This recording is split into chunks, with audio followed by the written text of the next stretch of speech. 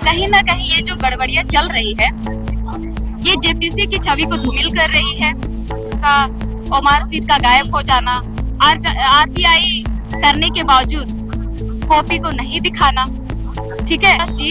2014 में मुख्यमंत्री थे, उस समय हमारे प्रेजेंट के जो आज हेमंत सोरेन जी मुख्यमंत्री है, उन्होंने ट्वीट किया था बनूंगा तो इसमें बदलाव किया जाएगा।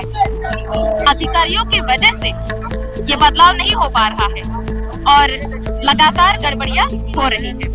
कोई पार्टी से नहीं हूँ और यहाँ छात्रों की बात है, वो सड़क पे उतरे हैं, उनके हक और अधिकार के लिए मैं आई हूँ।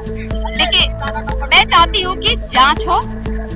400 से ज्यादा कैंडिडेट है, तो कहीं ना कहीं हमारे आदिवासी मूलवासियों का हक छीना जा रहा है। और इस वक्त हम खड़े हैं, देखिए जेपीएससी दफ्तर के बाहर। यहाँ पर छात्र जो अभ्यर्थी हैं वो गेट पर धरने पर बैठ गए हैं, मांग कर रहे हैं कि 14वीं जेपीएससी उसे रद्द किया जाए। और हमारे साथ इस वक्त मौजूद हैं दुखनी सोरेन जी, जो इन अभ्यर्थियों के समर्थन में खड़ी हैं, उनके साथ खड़ी हैं और ये कह रही हैं कि जो इनकी मांगे हैं वो इनका समर्थन करती हैं।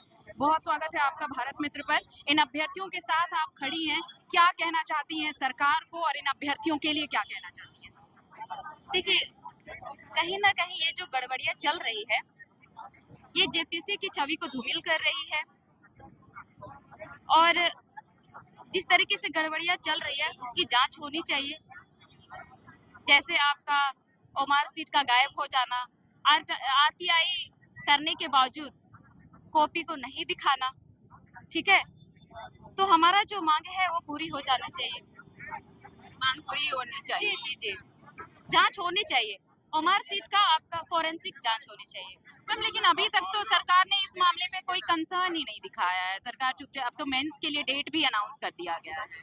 देखिए, आप सभी जानते हैं, जब रघुवर दास जी 2014 में मुख्यमंत्री थे, उस समय हमारे प्रेजेंट के जो आज हेमंत सोरेन जी मुख्यमंत्री है, उन्होंने ट्वीट किया था कि आपका जेपीसी में गड़बड़ी चल रही है, पेपर लीक हो रही है।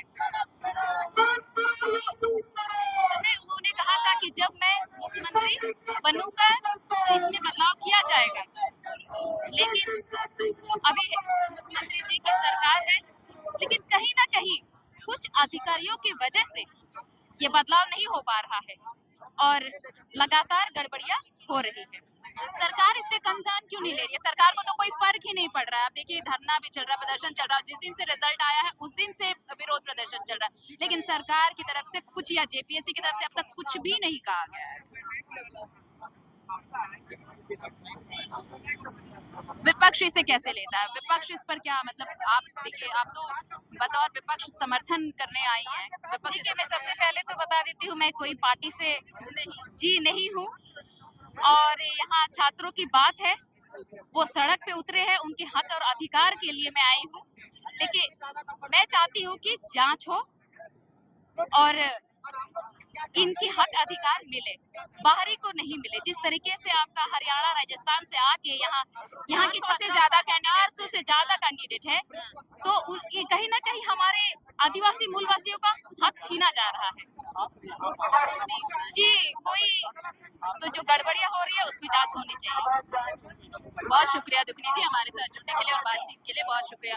तो दुखनी सोरेन हमारे साथ थी और वो ये कह रही हैं कि वो किसी पार्टी की तरफ से नहीं है, वो छात्रों के समर्थन में आई है। छात्रों के समर्थन में यहाँ उन्होंने इनका साथ दिया है और ये कह रही है कि इनकी मांगे जब तक पूरी नहीं होंगी वो इनके साथ खड़ी रहेंगी।